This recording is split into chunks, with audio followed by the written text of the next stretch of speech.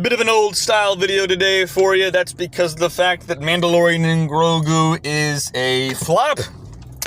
It's pretty much a flop. Considering this movie cost in the minimum $100 million to produce, and probably more than that because Disney does not like telling the actual numbers behind the production budgets of their films. And considering the fact that the production costs for this movie have probably skyrocketed as well, easily doubling, if not tripling the production costs, this movie right here probably will not make very much money back. It will make very little if it does make any money back, and if it doesn't make any money back, it will be a flop just like Solo. Just like the Han Solo movie. It's important to note that Mandalorian and Grogu is the most successful Disney product outside of the mainline series, the mainline trilogy that they produced, and the only reason that it's successful is because of the fact that the first season is the one that people got enticed by.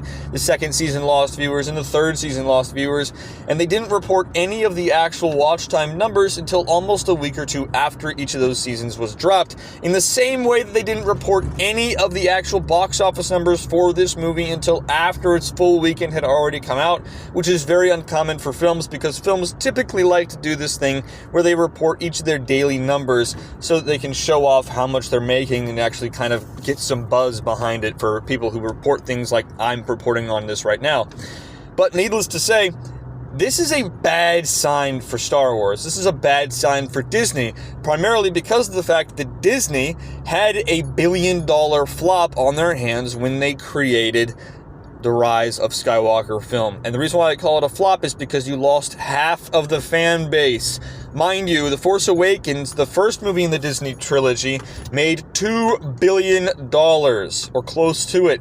You lose almost half of your audience and revenue by the third movie that you produce because people absolutely hate what you've done with the storyline and the universe, and now you have movie products that should be as popular as gold on a camel's back in the middle of the Sahara Desert, and they are not making anything. The Mandalorian and Grogu has barely put up any good numbers.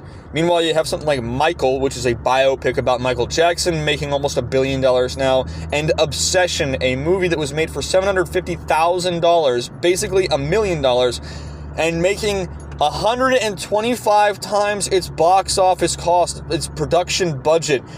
It is murdering Mandalorian and Grogu at the box office, and that's what I like to see as someone who wants to be an independent author, independent creator like myself, to see people actually support independent artists like Corey Barker and the cast and crew for Obsession.